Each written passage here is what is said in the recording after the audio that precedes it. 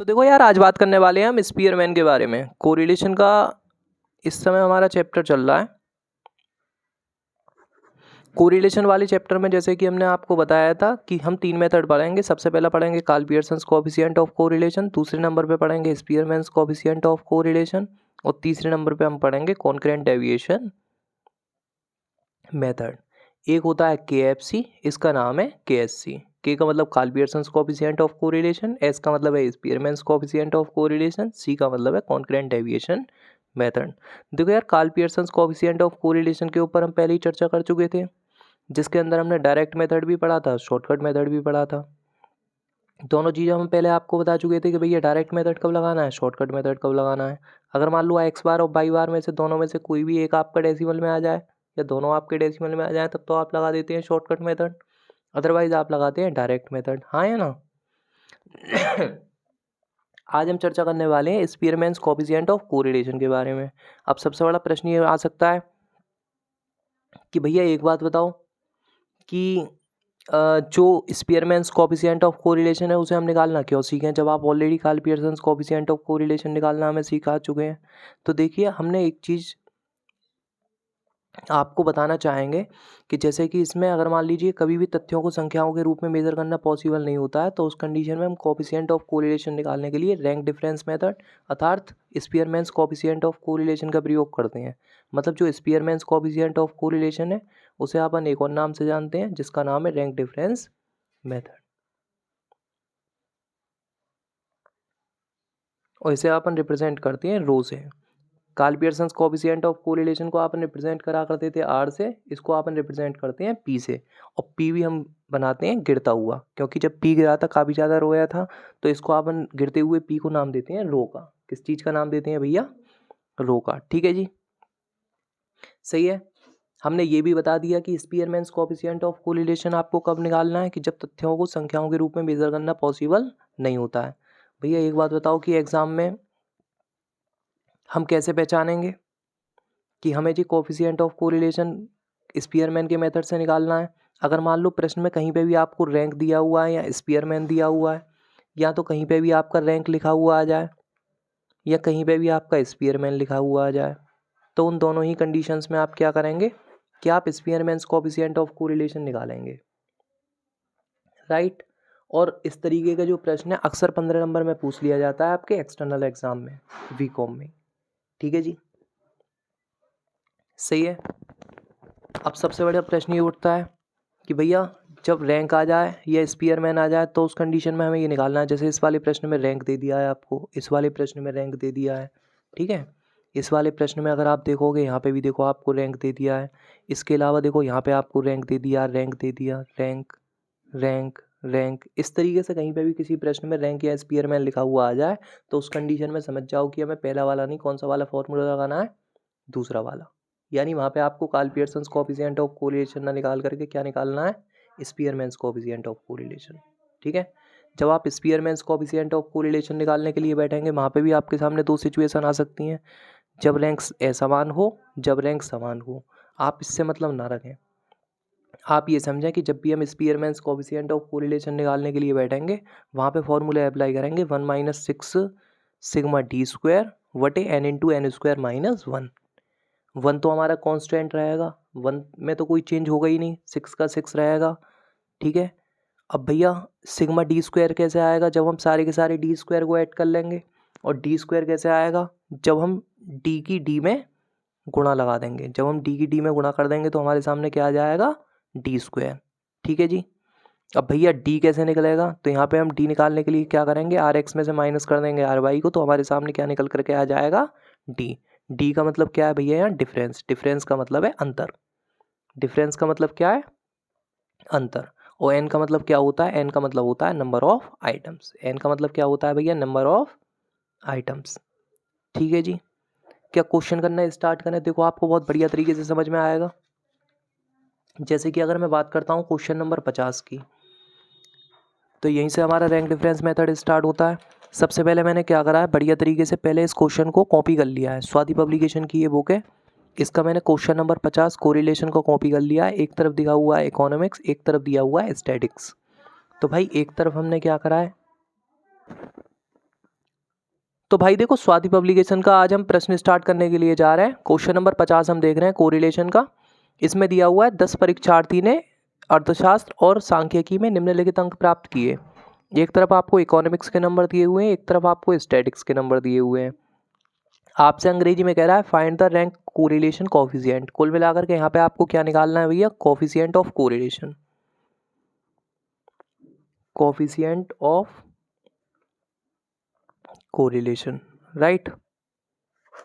अच्छा, इकोनॉमिक्स के नंबर दे रखे हैं और इसके बराबर में आपको स्टैटिक्स के नंबर दे रखे हैं। मैंने पूरा का पूरा क्वेश्चन सेम कॉपी कर दिया है।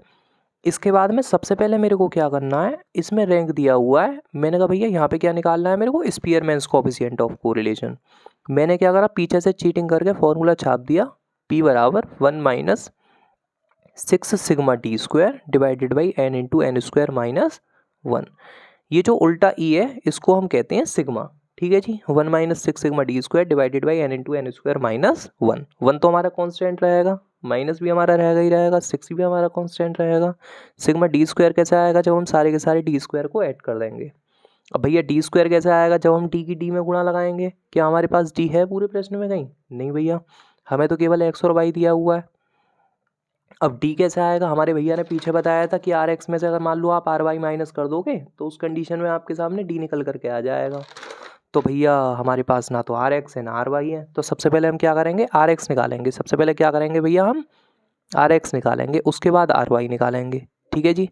फिर आर एक्स में से आर वाई घटा करके डी निकालेंगे, फिर डी की डी में गुणा करके डी स्क्वायर निकालेंगे। सही है जी, सही है। डी कैसे निकालेंगे? आर एक्स में से आर वाई घटा करके। और डी स्क्वायर कैसे निकालेंगे? डी की डी में गुणा करके।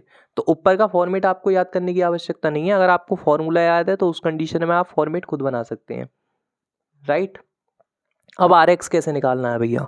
तो सबसे पहले हमें ये देखना है कि एक्स वाले कॉलम में सबसे बड़ी संख्या क्या है। एक्स वाले कॉलम में सबसे बड़ी संख्या है भैया 98, राइट। इसके बाद दूसरे नंबर पे सबसे बड़ी संख्या क्या है? 92। तीसरे नंबर पे सबसे बड़ी संख्या क्या है बताएं? 82। चौथे नंबर पे क्या आएगा? 75। पांचवें नंबर पे क्या आएगा? 65। छठे नंबर पे क्या आएगा? 62। सातवें नंबर पे क्या आएगा बताएं? 36, वो सॉरी 39। आठवें नंबर पे क्या आएगा? 36। नवें नंबर पे क्या आएगा? 25। और 10वें नंबर पे क्या आएगा? 8। ठीक है जी। इस तरीके से हमने क्या करना है? रैंक दे देनी है। जिस बच्चे के नंबर सबसे ज़्यादा है उसे पहली रैंक देनी है, उसके बाद वाले को दूसरी, उसके बाद वाले को तीसरी। जैसे बड़े बड़े यूपीएससी, सीए, इस तरीके के एग्जाम्स में बच्चे को रैंक दी जाती है कि जिसके सबसे ज़्यादा नंबर आए उसे पहली रैंक, दूसरे वाले को दूसरी, तीसरी वाले को तीसरी। इस तरीके से रैंक दी जाती है, ठीक है जी।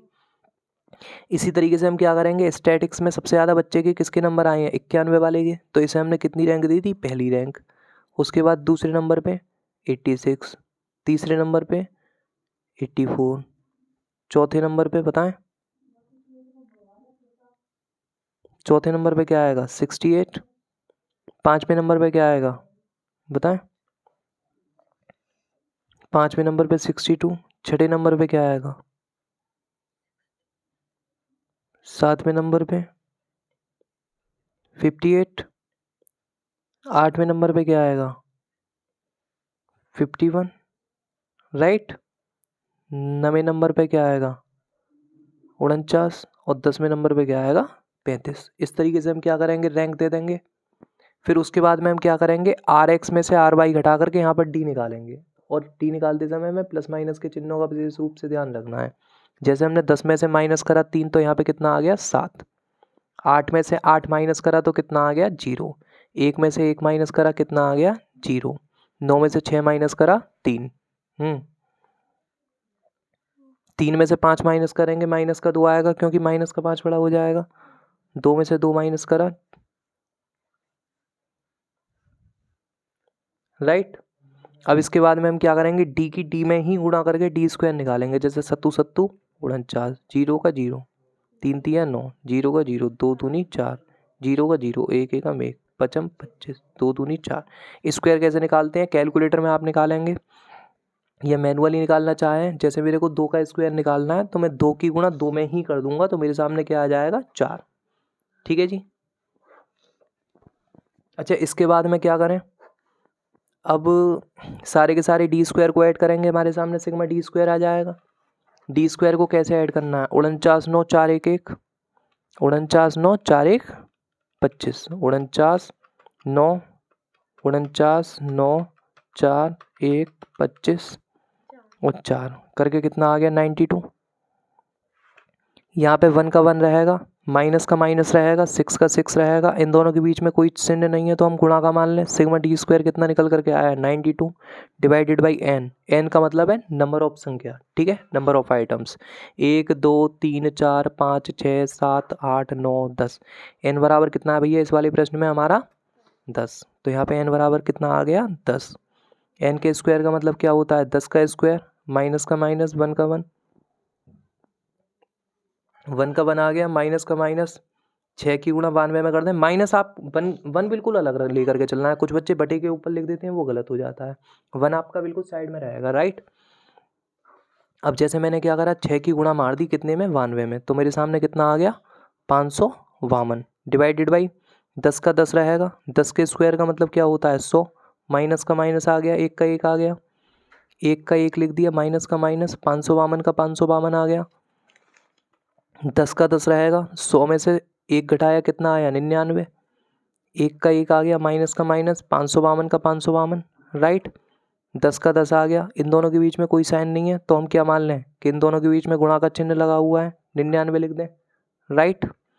1 का 1 आ गया, माइनस का माइनस, 552 का 552 डिवाइडेड बाई 10 की गुणा 999 में करेंगे तो कितना आएगा 990, राइट। 1 का 1 आ गया, माइनस का माइनस, 552 में क्या डिवाइड मार दें 990 से, तो हमारे सामने कितना आ जाएगा 0.5575। तो यहाँ पे हमें क्या करना है, पॉइंट के बाद की 3 संख्या लेनी है, अगर चौथी संख्या 5 या 5 से बड़ी है तो उसमें 1 जोड़ देंगे।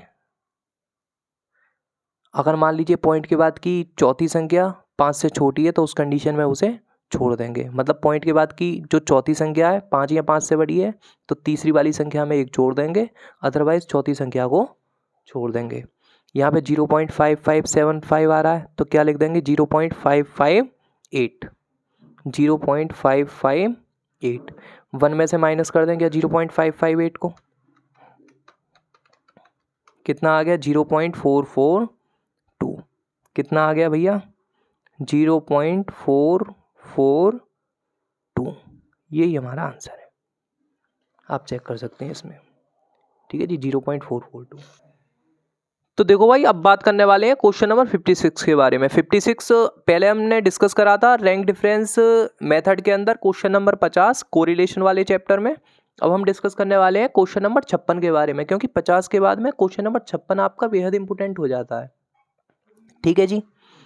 अच्छा सुनो, इसमें भी आपसे क्या कह रहा है, क्वेश्चन नंबर 56 को अगर आप ध्यान से पढ़ेंगे तो निम्नलिखित समंकों से कोटि अंतर सहसंबंध गुणांक ज्ञात कीजिए, समान कोटियों के लिए समायोजन भी कीजिए, यानी from the following data calculate the rank correlation coefficient, also make adjustment for the tight ranks, right. तो मैंने क्या करा है, एक्स और वाई जो इसमें दिए हुए थे मैंने उसे वर्टिकल फॉर्म में यहाँ पे इस तरीके से लिख दिया है, ठीक है। उसके बाद मैं रैंक बोल रहा था और कोफिशिएंट ऑफ कोरिलेशन निकलवा रहा था, तो मैंने कहा भैया मेरे को क्या निकालना है इसमें, coefficient of correlation, coefficient of correlation, ठीक है। तो मैंने कहा भैया ऐसा है कि कोफिशिएंट ऑफ कोरिलेशन निकलवा रहा है और रैंक इसमें दिया हुआ है, तो मेरे को पहले वाला मेथड तो लगाना नहीं है कार्ल पियर्सन वाला, इसमें मेरे को मेथड कौन सा लगाना पड़ेगा, स्पीयरमैन वाला। अब मैंने कहा यार स्पीयरमैन वाला मेथड अगर लगाना है तो उसका फॉर्मूला क्या होता है, सीधा सा रो बराबर 1 minus 6 sigma D square divided by N into N square minus 1, right. अच्छा अब मैंने क्या करा भैया, मेरे पास 1 का 1 रहेगा, 6 का 6 रहेगा, सिग्मा डी स्क्वायर कैसे आएगा, जब हम सारे के सारे डी स्क्वायर को ऐड कर देंगे। डी स्क्वायर कैसे आएगा भैया, जब हम डी की डी में गुणा लगा देंगे। डी हमारा कैसे आएगा, जब हम आर एक्स में से आर वाई घटा देंगे, पीछे आपको लिखवाया था। अब भैया आर एक्स आर वाई कैसे निकालना है, तो हम पहले आपको सिखा चुके थे, आर एक्स आर वाई, उसके बाद में इसमें से घटा करके डी, उसके बाद लिखाएंगे डी स्क्वायर, ठीक है जी। आर एक्स कैसे आएगा, सबसे पहले हमें इसमें देखना है, इन्हें रैंक देनी है। सबसे बड़ी संख्या क्या है इसमें? 65, उसे पहली रैंक दे दी। इसके बाद इसमें दूसरी संख्या आपको क्या दिख रही है बताएं? 57। इसके बाद जो हमें दूसरी संख्या दी हुई है भैया वो दी हुई है 57। तीसरी संख्या हमें क्या दे रखी है? 48। तीसरी संख्या दे रखी है भैया हमें 48। चौथी संख्या क्या दे रखी है जी? चौथी संख्या दे रखी है 40। पांचवी क्या दे रखी है? 33। छठी क्या दे रखी है? सातवीं क्या दे रखी है? ठीक है। आठवीं, नवीं। अच्छा एक बात बताओ, 3 बच्चे हैं, इसका भी नंबर 16 है, इसके भी नंबर 16 है, इसके भी नंबर 16 है। आप कह रहे हो भैया एक को 7वीं रैंक दे दो, एक को 8वीं रैंक दे दो, एक को 9वीं रैंक दे दो।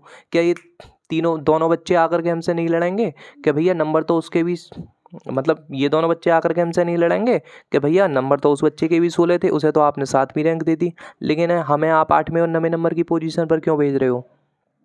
भाई नंबर तो तीनों के सेम है, तो आप तीनों को अलग अलग रैंक क्यों दे रहे हैं? तीनों को एक सी रैंक दें। अब आप कहेंगे कि भैया एक काम करो तो फिर तीनों को 7वीं रैंक दे दो, तो उस कंडीशन में दिक्कत हो जाएगी। तो अब हम क्या करेंगे कि अगर मान लो ये अलग अलग होते तो हम इन्हें कैसे रैंक देते? एक को 7वीं रैंक देते, ठीक है, एक को 8वीं रैंक देते और एक को 9वीं रैंक देते, राइट। अब हम इन्हें तीनों को अलग अलग रैंक ना दे करके इन्हें एवरेज रैंक दे दे रहे हैं। जैसे 7 + 8 15, 15 + 9 24। 24 में जैसे ही हमने 3 से डिवाइड मारा हमारे सामने कितना आ गया? 8, राइट। तो अब हम क्या करेंगे, ना तो इसे 8वीं रैंक देंगे, ना इसे 9वीं रैंक देंगे, ना इसे 7वीं रैंक देंगे, तीनों को एवरेज रैंक दे देंगे 8, 8 और 8, राइट। अब फिर इसके बाद में 9वीं रैंक तक मैं मान के चलूंगा कि मैं दे चुका हूँ। अब जो मैं रैंक दूंगा वो कौन सी रैंक दूंगा? 10वीं। अब इसे कौन सी रैंक दूंगा मैं? 10, ठीक है जी। कुछ बच्चे क्या कहते हैं, भैया इसे भी 8 दिए, इसे भी 8 दिए, इसे भी 8 दिए, तो मैं इसे 9वीं रैंक दे दे रहा हूँ या दे दे रही हूँ, लेकिन नहीं। आप ये मान के चलेंगे 7वीं 8वीं 9वीं रैंक आप दे चुके हैं, अब जो आप रैंक देंगे वो कौन सी देंगे? 10वीं। अगर मान लो यहाँ पे एक और जगह 16 होता तो 7 8 9 10 अलग अलग ना रैंक दे करके हम क्या करते? 7 8 9 10 चारों को जोड़ के डिवाइड 4 मार के जो आता वो एवरेज रैंक चारों को दे देते।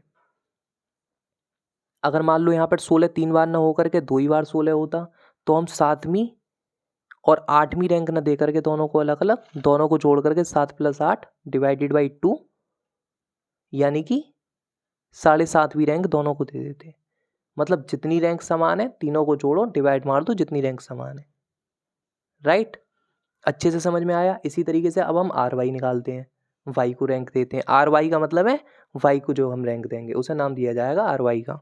आर वाई कैसे निकालेंगे? इसमें सबसे बड़ी संख्या क्या है बताना? इसमें सबसे बड़ी संख्या दी हुई है भैया 24। उसके बाद क्या दिया हुआ है दूसरे नंबर पर बताएं? दूसरे नंबर पे दिया हुआ है भैया 20। तीसरे नंबर पे क्या दिया हुआ है? 19। चौथे नंबर पे क्या दिया हुआ है जी?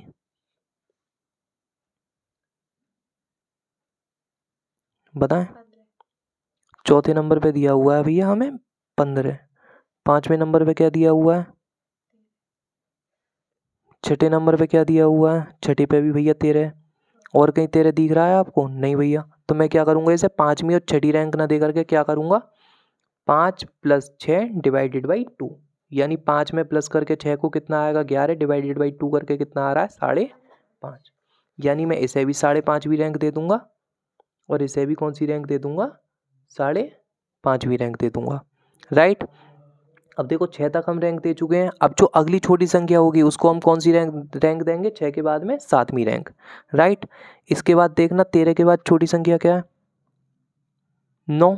तो इसे हमने कौन सी रैंक दे दी? 7वीं, ठीक है जी। इसके बाद में क्या है? 9 के बाद बताएं क्या है?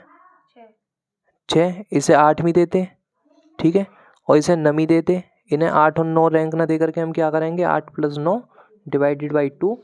8 में प्लस करेंगे 9 को, कितना आएगा? 17 डिवाइडेड बाई 2 करके कितना आ गया? 8.5, राइट। तो अब हम क्या करेंगे बताएं? इसे भी 8.5वीं रैंक दे देंगे और इसको भी कौन सी रैंक दे देंगे भैया? 8.5। अब देखो 9 तक हम रैंक दे चुके हैं। अब हम बची हुई जो चौथे नंबर की संख्या है 4 है, इसको कौन सी रैंक देंगे? 10, ठीक है। बताएं रैंक में छोटा सा भी डाउट आपको? अब हम क्या करेंगे, आर एक्स में से आर वाई घटा करके डी निकाल लेंगे। आर एक्स में से आर वाई को हटाना है, यानी 3 में से माइनस करना है 5.5 को। ठीक है जी, प्लस माइनस के चिन्हों का विशेष रूप से आपको ध्यान रखना है। जैसे मैंने क्या करा, 3 में से माइनस कर दिया कितना, 5.5, तो हमारे सामने कितना आ गया, रिजल्ट देखने के लिए हमने बराबर दबा दिया, कितना आ गया, माइनस का 2.5। अब मैं क्या करूँगा, 5 में से माइनस करूँगा 5.5, पहले मैंने 5 टाइप करा, माइनस कर दिया इसमें से 5.5, तो कितना आ गया, माइनस का 0.5। प्लस माइनस के चिन्हों का विशेष ध्यान रखना है। 4 में से माइनस करेंगे 1, 4 में से माइनस करा 1, तो हमारे सामने कितना आ गया, 3। 3 प्लस का है, प्लस का साइन आप लगा भी सकते हैं, नहीं भी लगा सकते, लेकिन माइनस की अगर कोई संख्या आ रही है तो माइनस ज़रूर लगाना है। ठीक है, 10 में से अगर हम 8.5 माइनस करेंगे, 10 में से मान लो हमने माइनस कर दिया 8.5, तो हमारे सामने कितना आ गया, 1.5, लेकिन वो भी किसका है, प्लस का। 8 में से 4 माइनस करा हमने, कितना आ गया, 4। 8 में से 10 माइनस करा, -2। 1 में से 2 माइनस करा, -1। 6 में से माइनस करा 7, -1। 8 में से माइनस करा 8.5, 0.5, वो भी किसका, माइनस का। 2 में से माइनस करा 3, कितना आ गया, -1। क्या हम डी की डी में गुणा करके डी स्क्वायर निकाल लें? डी कैसे निकाला है हमने, आर एक्स में से आर वाई घटा करके, राइट। अब हम डी की डी में ही गुणा करके डी स्क्वायर निकालेंगे। जैसे मैंने क्या करा, सबसे पहले टाइप कर दिया 2.5, इसमें गुणा लगा दी कितने से, 2.5 से, तो हमारे सामने कितना आ गया, 6.25। हाँ या ना, 0.5 की अब हम गुणा करेंगे 0.5 में, तो हमारे सामने कितना आ गया, 0.25। कितना आ गया भैया, 0.25। और इसके आगे क्या है, 0.5 की 0.5 में गुणा करी तो हमारे सामने कितना आ गया, 0.25। 3 की 3 में गुणा करी 9। अगर हम 1.5 की गुणा करेंगे 1.5 में, तो फाइनली हमारे सामने कितना आ गया, 2.25। 4 चौक 16, 2 दूनी 4, 1 एकम 1, 1 एकम 1। 0.5 की 0.5 में करेंगे 0.25, 1 की 1 में गुणा करेंगे कितना आ जाएगा, 1। हमेशा ध्यान रखना, स्क्वायर कभी भी माइनस में नहीं आता है, चाहे प्लस की संख्या हो या माइनस की संख्या हो, स्क्वायर दोनों का हमेशा प्लस में आएगा। ठीक है, सभी को ऐड करके सिग्मा डी स्क्वायर निकाल दें, सभी को ऐड कर लें। 6.25 plus 0.25 plus 9 plus 2.25 plus 16 plus 4 1 1 0.25 plus 1 करके कितना आ रहा है, 41। कितना आ गया भैया, 41, राइट। अब मैं क्या करूँगा, अब पहले क्या हमने जो क्वेश्चन नंबर 50 करा था उसमें क्या इस तरीके की बसड़बाजी हुई थी कि मतलब उसमें रैंक समान आ गई हो? नहीं भैया, वहाँ पे तो सारे संख्याओं की रैंक अलग अलग थी, लेकिन इसमें क्या करना पड़ा है, हमारी कुछ रैंक समान आ गई हैं। जैसे एक बार ये रैंक समान आ गई है, एक बार ये, और एक बार ये, 3 बार ये ड्रामेबाजी हुई है। तो इस कंडीशन में हम क्या करेंगे, इसमें प्लस कर देंगे 1/2 MQ माइनस M, मतलब इसमें लंबा वाला फॉर्मूला लग जाएगा। पीछे भी हमने बताया था ना कि अगर मान लीजिए हमारी रैंक असमान होती है, मतलब समान नहीं होती है, तब तो ये छोटा वाला फॉर्मूला लगना है। अगर मान लीजिए हमारी रैंक समान होती है तो उस कंडीशन में ये लंबा वाला फॉर्मूला लगना है। 1 माइनस 6 सिग्मा डी स्क्वायर बटे n into N square minus 1, ये तो रहेगा ही रहेगा। इसमें प्लस कर देंगे 1/2 MQ minus M plus 1/2 MQ minus M। जितनी बार रैंक समान होंगी उतनी बार ये प्लस होता चला जाएगा, राइट। अब जैसे हमारा ये वाला क्वेश्चन था, इसमें क्या है, 3 बार रैंक समान आई है, तो हमें इसे कितनी बार आगे बढ़ाना है, 1/2 MQ माइनस M। इसमें प्लस कर देंगे 1/2 MQ माइनस M, और फिर इसमें प्लस कर देंगे 1/2 MQ माइनस M। अगर मान लो कोई 2 संख्या और आ जाती हैं जो सेम होती हैं, तो फिर 2 रैंक समान हो जाती हैं, फिर एक और बार हम प्लस कर देते 1/2 MQ माइनस M, राइट। 1 का 1 आ गया, माइनस का माइनस, 6 का 6 आ गया, इन दोनों के बीच में कोई साइन नहीं है, गुणा मान लें। सिग्मा डी स्क्वायर कितना है हमारा, 41 बटे एन कितना है, 1 2 3 4 5 6 7 8 9 10। एन बराबर कितना है भैया हमारा, 10। एन बराबर कितना दिया हुआ है हमारा, 10। एन का स्क्वायर का मतलब क्या होता है, 10 का स्क्वायर, माइनस का माइनस, 1 का 1। इसमें प्लस कर देंगे क्या, 1/2 एम। एम का मतलब है नंबर ऑफ संख्या जिनकी रैंक समान है। पहले बताना, नंबर ऑफ संख्या जिनकी रैंक समान है कितनी थी, 1 2 3, 3 रैंक समान थी, पहले 3 संख्याओं की रैंक समान थी। तो यहाँ पे m बराबर कितना आ गया, 3 का क्यूब। 3 का क्यूब। जब ऊपर किसी संख्या के 2 हो तो उसे कहते हैं स्क्वायर, और जब किसी संख्या के ऊपर 3 हो तो उसे नाम देते हैं क्यूब। ठीक है भाई, तो इसके आगे क्या है, m का मतलब है नंबर ऑफ संख्या जिनकी रैंक समान है। कितनी संख्या थी जिनकी रैंक समान थी? 3। तो यहाँ पे हमने 3 का क्यूब कर दिया, माइनस का माइनस आ गया। m का मतलब है नंबर ऑफ संख्या जिनकी रैंक समान है। कितनी है? 3। तो यहाँ पे 3 लिख दिया, फिर इसमें प्लस करा 1/2। m का मतलब है नंबर ऑफ संख्या जिनकी रैंक समान है। दोबारा में कितनी नंबर ऑफ संख्या थी जिनकी रैंक समान थी? 2। तो यहाँ पे हमने क्या कर दिया? 2 का क्यूब, माइनस का माइनस रख दिया m का मतलब है नंबर ऑफ संख्या जिनकी रैंक समान है। कितनी है बताएं? 2 ही है, ठीक है। तो यहाँ पे कितना रख दिया? 2, प्लस का प्लस लगा दिया, 1/2 का 1/2 m क्यूब। m का मतलब नंबर ऑफ संख्या जिनकी रैंक समान है। तीसरे नंबर पे कितनी संख्या थी जिनकी रैंक समान थी? 2। तो यहाँ पे क्या कर दिया? 2 का क्यूब माइनस m का मतलब है नंबर ऑफ संख्या जिनकी रैंक समान है। कितनी है? 2। तो यहाँ पे कितना रख दिया? 2, राइट। अब इस पूरे पे बटा चढ़ा दे रहे हैं हम इस तरीके से, बस इसमें ये नया हुआ है। 1 का 1 आ गया, माइनस का माइनस, 6 की गुणा अगर हम 41 में करेंगे तो देखें कितना आ जाएगा। 6 की गुणा जब हमने 41 में करी तो हमारे सामने कितना आ गया? 246। इस चीज़ को बड़े ध्यान से समझेंगे आप। प्लस का प्लस आ गया, 1/2 का 1/2 आ गया। 3 का क्यूब, 3 के क्यूब, इसे हिंदी में कहते हैं 3 की घात 3। 3 की घात 3। इसका मतलब क्या होता है? 3 की घात 3 का मतलब होता है कि 3 के आपस में 3 बार गुणा, यानी 3 तिया 9 तिया 27। ठीक है जी। तो यहाँ पे कितना आ गया? 27। माइनस का माइनस आ गया, 3 का 3 आ गया, प्लस का प्लस लिख दिया, 1/2 का 1/2 आ गया। 2 के क्यूब का मतलब क्या होता है? 2 की आपस में 3 बार गुणा। 2 के क्यूब का मतलब क्या होता है? 2 की आपस में 3 बार गुणा, यानी 2 दूनी 4 दूनी 8, राइट। तो यहाँ पे हमने क्या लिख दिया? 8। माइनस का माइनस आ गया, 2 का 2 आ गया, प्लस का प्लस आ गया, 1/2 का 1/2 आ गया। 2 की घात 3 का मतलब फिर से क्या होगा? 8। माइनस का माइनस आ गया, 2 का 2 आ गया, राइट। पूरे पे हमने बटा चढ़ा दिया, 10 का 10 आ गया। 10 के स्क्वायर का मतलब क्या होता है? 10 के स्क्वायर का मतलब 100, क्योंकि 10 के स्क्वायर का मतलब क्या होता है? 10 की 10 में गुणा, यानी 10 धाम 100, राइट। यहाँ पे हमने 100 लिख दिया, माइनस का माइनस आ गया, 1 का 1 आ गया। यहाँ पे 1 लिख दिया, माइनस का माइनस, 246 का 246 आ गया, प्लस का प्लस आ गया, 1/2 का 1/2 रख दिया। 27 में से 3 घटाएंगे कितना आएगा? 24। प्लस का प्लस आ गया, 1/2 का 1/2 आ गया। 8 में से माइनस करा 2, कितना आ गया? 6। प्लस का प्लस आ गया, 1/2 का 1/2 आ गया। 8 में से माइनस करा 2, कितना आ गया? 6, राइट। पूरे पे बटा चढ़ा दिया, 10 का 10 आ गया, 100 में से 1 घटाया कितना आ गया? 99, राइट। 1 का 1 आ गया, माइनस का माइनस, 246 का 246, प्लस का प्लस आ गया, 1/2 का 1/2। लेकिन सुनो, इन दोनों के बीच में कोई साइन नहीं है, तो हम ये मानेंगे यहाँ पे गुणा का साइन लगा हुआ है। और नीचे वाली संख्या से हम ऊपर वाली संख्या को काट सकते हैं, क्योंकि 24 आपका ऊपर है। 2 से अगर हम 24 को काटेंगे तो कितनी बार कटेगा? 12 बार। तो यहाँ पे हमने कितना लिख दिया? 12, ठीक है जी। प्लस का प्लस लिख दिया, 2 से 6 को काटेंगे कितनी बार कटेगा? 3 बार। तो यहाँ पे लिख दिया 3। प्लस का प्लस आ गया, 2 से 6 को काटेंगे कितनी बार कटेगा? 3 बार। यहाँ पे आ गया 3। जैसे आप काट के ऐसे भी देख सकते हैं, ऊपर 6 है, नीचे आपका 2 है, तो बटे के लिए आप भाग लगाते हैं। नीचे 2 है तो यहाँ पे 2 लिख दिया, इक्वल टू का साइन लगा दिया, कितना आ गया? 3। इस तरीके से हमने कर दिया ये सिंप्लीफाई इसे। 10 और 99 के बीच में कोई साइन नहीं है, और जब 99 है आपका ब्रैकेट में, आप ब्रैकेट खोलेंगे तो इन दोनों के बीच में कौन सा साइन लग जाएगा? मल्टीप्लाई का। 10 की 99 में गुणा करके देखें कितना आता है? 990 आएगा आपका। 990 लिख दिया आपने, राइट। 1 का 1 आ गया, माइनस का माइनस, इन सभी का टोटल कर दें, 246 प्लस 12 प्लस 3 प्लस 3 करके कितना आ गया? 264 बटे 990 का 990 आ गया। 1 का 1 आ गया, माइनस का माइनस, 264 में डिवाइड मार दिया कितने से? 990 से। तो हमारे सामने कितना आ गया? 0.2666, ऐसे करके कई बार आ रहा है, ठीक है जी। इसमें क्या है कि 0.2666 आ रहा है।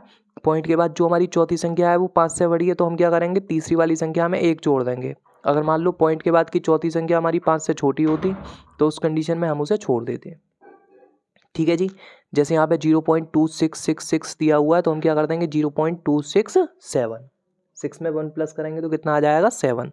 तो यहाँ पे कितना आ गया? 0.267, ठीक है जी। 1 में से माइनस कर दें क्या 0.267, 1 में से माइनस कर दिया 0.267, तो हमारे सामने कितना आ गया 0.733। यही आंसर है, आप चेक कर सकते हैं। इसमें जो हमें आंसर दिया हुआ है 0.733, यही हमारा आंसर है।